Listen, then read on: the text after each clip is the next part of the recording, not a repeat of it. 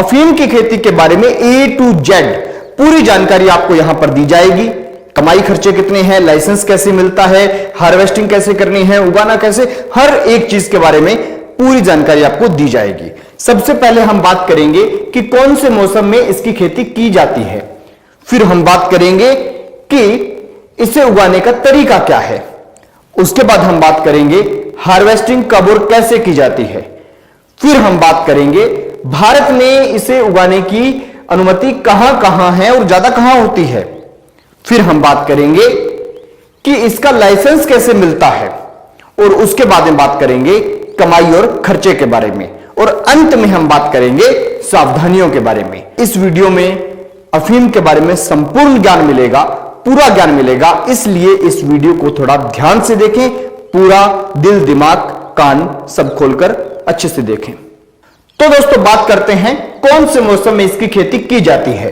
तो आपको बता दें कि इसकी खेती सितंबर के अंत से या फिर यूं कहें कि अक्टूबर की शुरुआत से शुरू हो जाती है, यानी अक्टूबर नवंबर के अंदर अंदर इसकी बुआई हो जानी चाहिए। तो दोस्तों बात करते हैं उगाने के तरीके के बारे में। तो आपको उगाने का तरीका बता देते हैं। वो ये है कि इसकी फसल की सबसे पहली डिमांड है कि आप खेत को 3 से 4 बार जोत लीजिए। उगाने से पहले खेत को 3-4 बार अच्छे से जोत लीजिए। उसके बाद उसके अंदर गोबर की खाद है, मुर्गों के फार्म की खाद है, या बर्मी कंपोज या केंचुओं वाली जो खाद है वो अच्छे से खेत के अंदर डाल दीजिए, क्योंकि जो अफीम का पौधा है वो खेत से बहुत कुछ खींचने वाला है, यानी बहुत सारे तत्व उसे चाहिए। इसलिए आपका खेत जो है वो पहले से अच्छे से तैयार होना चाहिए, उसके अंदर हर चीज भरपूर मात्रा में होनी चाहिए। और ये नहीं कि केमिकल वाली खाद ज्यादा आप डाल दें, केमिकल वाली भी डालनी है लेकिन वो लिमिटेड है, अपनी मिट्टी को चेक कराने के हिसाब से डालना है। लेकिन मेन चीज ये है कि आप उसके अंदर जो है बायो खाद है ये अच्छे से डाल लीजिए। उसके बाद में आपको क्या करना है, प्लांट तैयार हो गया आपका, अब इसके अंदर आपको बीज छिड़क देना है। इसका बीज जो है जब आपको लाइसेंस मिलेगा तो बीज देने वाले भी मिल जाएंगे। और वैसे इसको बता दूं कि नारकोटिक्स डिपार्टमेंट के अंडर कई इंस्टीट्यूट्स आते हैं जो इसके ऊपर रिसर्च करते हैं अफीम के बीज के ऊपर, तो वो आपको जो है अफीम का बीज दे देते हैं। जैसे मध्य प्रदेश के नीमच में, मंदसौर में, यहां पर आपको प्रोवाइड हो जाएगा, वह यहां से मिल जाएगा, कोई दिक्कत नहीं है। उसको लाना है और छिड़क देना है खेत में, अच्छे से छिड़का बीज को, और उसके बाद में उसके थोड़ा सा ऊपर मतलब इस तरह से उसके अंदर जो है जुताई कर दी कि थोड़ी थोड़ी मिट्टी बीज के ऊपर आ जाए, और पानी लगा दिया, और उसके बाद इसके पौधे निकल जाएंगे। फिर जरूरत के हिसाब से आगे भविष्य में आपको इसकी केयर करनी है और इसके अंदर पानी लगाना है। तो दोस्तों अब बात करते हैं हार्वेस्टिंग कब और कैसे करें। तो आपको बता दें इसकी हार्वेस्टिंग एक दिन में नहीं हो जाती, लंबा टाइम लगता है। लंबा टाइम ऐसे लगता है कि जो इसके ऊपर डोडे लगे हैं, यानी कि जो बॉल्स इसके ऊपर लगी हैं, उनके अंदर आपको चीरा मारना होता है। दोपहर के 12 बजे से लेकर शाम के 4 बजे के बीच में जैसे ये डोडा लग गया और उसके बाद ये डोडा टाइट हो गया तो इसके ऊपर आपको चीरा मारना है। चीरा मारेंगे ब्लेड से तो इसके अंदर से कुछ लिक्विड टाइप का निकलेगा। अब उसे पूरी रात निकलने दीजिए। 12 बजे से 4 बजे के बीच में आपने चीरा लगाया, अब उसे पूरी रात और जो वो शाम का टाइम है उसमें निकलने दीजिए। अगले दिन सुबह 6 बजे ही आप चले जाइए खेत में, और जो बॉल है उसके ऊपर वो जो लिक्विड निकल रहा है वो काफी इकट्ठा हो जाएगा, मतलब 1-1.5 ग्राम जो है एक उस पर इकट्ठा हो जाएगा, एक डोडे के ऊपर इकट्ठा हो जाएगा। तो उसको आप उतार लीजिए। उसको उतारने की विधि रहती है, औजार होते हैं, उस औजार से इसको उतार लीजिए। इस तरह से सभी का जल्दी जल्दी आपको उतारना है। जल्दी जल्दी इसलिए उतारना है क्योंकि सुबह 6 बजे से 3-4 घंटे आपको उतारने में लग जाएंगे, इतने में धूप आ जाएगी। तो धूप आने से पहले पहले इसको वहां से उतार लेना है और इस लिक्विड को इकट्ठा कर लेना है। यही होती है इसकी हार्वेस्टिंग की प्रक्रिया। तो दोस्तों अब बात करते हैं भारत में इसकी खेती की अनुमति कहां कहां है। तो आपको बता दूं इसकी खेती की अनुमति जो है वो मध्य प्रदेश, राजस्थान और उत्तर प्रदेश के कुछ एरिया में है, ज्यादातर वहीं होती है ये।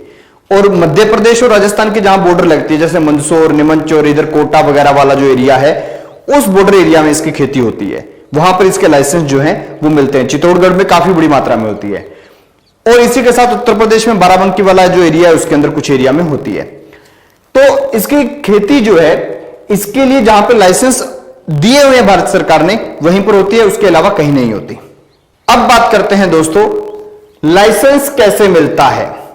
इसे उगाने का लाइसेंस यानी अफीम को उगाने का लाइसेंस कैसे मिलता है, तो आपको बता दें इसके लाइसेंस नए तो बहुत कम दिए जाते हैं, ज्यादातर पुराने जो किसान इसकी खेती कर रहे हैं उन्हीं लाइसेंस को रिन्यू किया जाता है, क्योंकि भारत सरकार का जैसे 2021 के लिए भी खेती के लिए एक भारत सरकार का राजपत्र आ गया, इसके अंदर बहुत सारी कंडीशंस लिखी हुई हैं।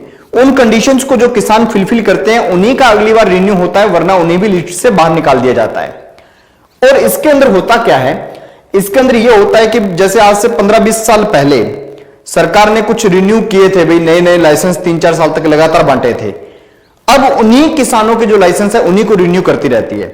सरकार ने जैसे कंडीशन दे दी कि 1 हेक्टेयर जमीन के अंदर यानी 20 कनाल जमीन के अंदर अगर आपके पास अफीम उगाने का लाइसेंस है तो उसके अंदर आपको 5.9 किलोग्राम मोर्फिन सरकार को कलेक्ट करके देना है। अगर आप 5.9 ग्राम से कम मोर्फिन देंगे तो अगली बार आपका लाइसेंस जो है वो रद्द हो जाएगा। कुछ इसके अंदर माफी की कंडीशंस भी है, उसमें यह है कि भाई 4-5-10% कम हो गया तो कोई बात नहीं, ज्यादा कम होगा तो फिर आपको सजा के रूप में आपका लाइसेंस कैंसिल कर दिया जाएगा। यह सरकार इसलिए करती है क्योंकि कहीं आप मान लीजिए किसान हैं, आप खेती करने लग गए, आप अपना अलग निकाल कर अफीम तैयार करके और मार्केट में ब्लैक कर रहे हैं उसकी, और सरकार को कह दे रहे हैं कि भाई हमारे तो खेत में इस बार हुआ ही नहीं। और इसके अंदर एक चीज और होती है, अगर आपके खेत में ओलावृष्टि हो जाए, बारिश आ जाए, अफीम का खेत खराब हो जाए, तो जितना कुछ उस खेत के अंदर लगा हुआ है, मान लो उसके अंदर जो डोडे लगे हुए हैं, जो पत्ते हैं, जो जड़ें हैं, वो जितना भूसा उसमें लगा हुआ है जिससे आपको कुछ नहीं मिला, वो भी आपको सरकार को जमा करवाना होगा। जब वो सारा का सारा सरकार को जमा करवा दोगे तब जाकर आपको सरकार जो है उसकी सब्सिडी वगैरह जो भी मतलब जो भी क्लेम आपको बनता है, जो भी आपका नुकसान हुआ है उसको पूरा करने के लिए सरकार कुछ सहायता आपको देगी, वरना कुछ नहीं मिलने वाला। इसको पूरा डिस्ट्रॉय करना पड़ता, आग लगानी पड़ती है इसके बचे हुए सामान को भी। तो इस तरह की बहुत सारी कंडीशंस होती हैं। वो भारत सरकार का राजपत्र है, वो आपको जो है नार्कोटिक्स डिपार्टमेंट की जो वेबसाइट है उसके ऊपर मिल जाएगा। अगर आप लिखेंगे opium farming in India NDPS तो आपको एक वेबसाइट खुलेगी, वहां पर सब कुछ मिल जाएगा, कोई चिंता की बात नहीं। तो दोस्तों अब बात करते हैं कमाई और खर्चे के बारे में। तो कमाई इसके अंदर बहुत ज्यादा है, कोई दो राय नहीं, क्योंकि अफीम अगर आप सरकार को बेच देते हैं उसके बाद भी आपके पास जो डोडे हैं इनको आप जब तोड़ेंगे तो इनके अंदर निकलेगा खसखस, और जो खसखस का दाना है वो 1.5 लाख रुपए प्रति क्विंटल के हिसाब से मार्केट में नॉर्मल बिकता है।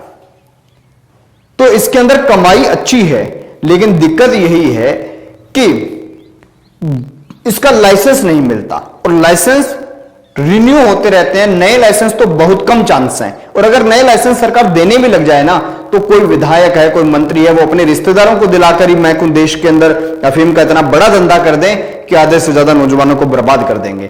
तो सही है, लाइसेंस कम ही मिलते हैं और कम ही मिलने चाहिए। तो दोस्तों बात करते हैं सावधानियों के बारे में। सावधानी जिन किसानों के पास लाइसेंस है उनके लिए तो यह है कि आप 1 एकड़ का अगर सरकार ने बोला तो यह नहीं कि आप 1.5 एकड़ में बोएं।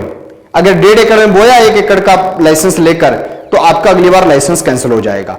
और जिनके पास लाइसेंस नहीं है उन्होंने अगर एक पौधा भी बोया तो लंबी छुट्टी के लिए जेल चले जाओगे। इसलिए सरकार की पॉलिसी को ध्यान में रखते हुए बहुत सख्त है ये जो विभाग है अफीम वाला, नार्कोटिक्स विभाग बड़ा सख्त है। तो एक एक चीज को ध्यान में रखते हुए, सरकार की पॉलिसी को ध्यान में रखते हुए लाइसेंस लेकर ही अफीम की खेती करें, वरना ना करें।